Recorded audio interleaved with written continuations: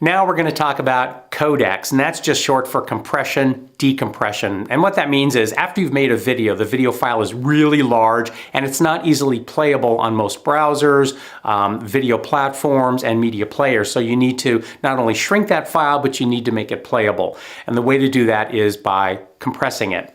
I almost always default to the YouTube standard, not only because it's really good, but also because it's ubiquitous. And from YouTube, you can post on Facebook, your blogs, your website. So I just go there. It's just a really great compression standard.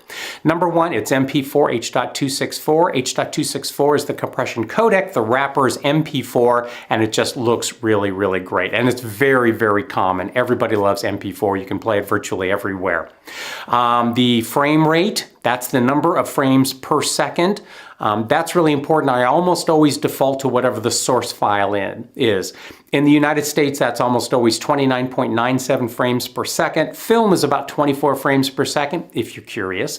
Europe is about 50, but again, I just default to whatever the source is.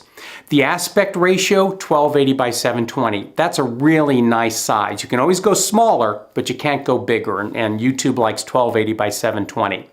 The aspect ratio is also 16 by 9. But if you're shooting in HD, which you almost certainly are, you don't have to worry about noting the aspect ratio 16 by 9. It'll just default to 16 by 9. That's HD. I like a very high video data bit rate, and that's the amount of data you're pushing through per second to make the image look nice. And this is really important when you have a lot of movement and a lot of color. And I usually don't go below 4,000 kilobits per second, and I recommend you do the same thing. Then you have to think about audio. AAC LC, that's a really great compression standard. And I set my sample rate at 44.100 kilohertz. I set to stereo, that's 2 channels. And again, I like a fairly high bit rate for audio, about 256 kilobits per second. So it sounds really nice.